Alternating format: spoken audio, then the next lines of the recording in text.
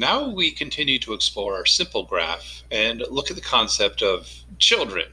Now, in our previous situation, our previous discussion, we were looking at the graph that involved Tracy, Jane, Sarah, and Becky, and we were viewing the arrows as representing affection.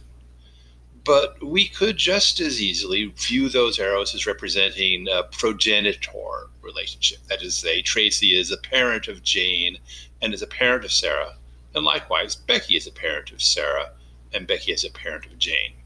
This is a little bit less sad of a story than our previous story, but it doesn't really change the purpose and value of a graph.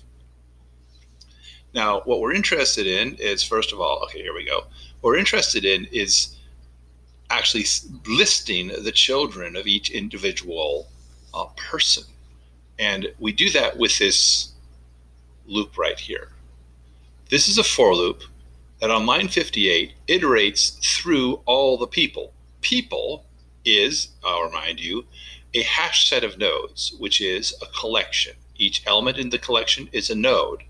And when we do an iterator, or when we iterate through a collection, the syntax for that in a for each loop is right here, where we declare the type and the name of a variable. So G is a node, and G takes on the value of each of the people in the variable people.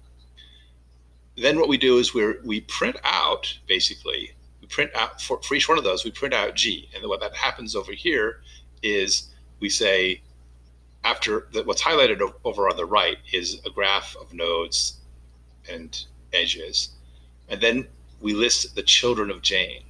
There's a colon, and then there's nothing. The next thing that happens is it says the children of Tracy. That's because Jane has no children. There are no arrows from Jane to anyone else. Jane is pointed to, but Jane doesn't point to anyone else. The children of Tracy, however, she has two, Jane and Sarah, and that's written out here.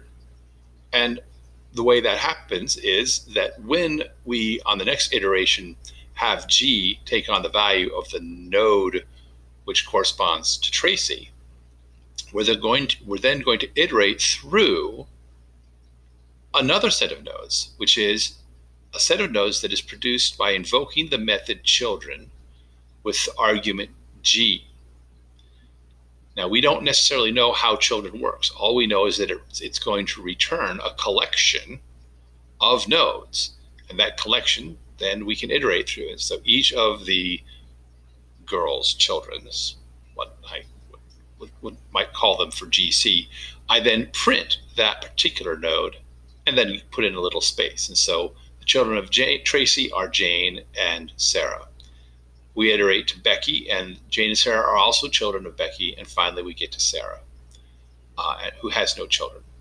And so this loop is actually a doubly nested for loop.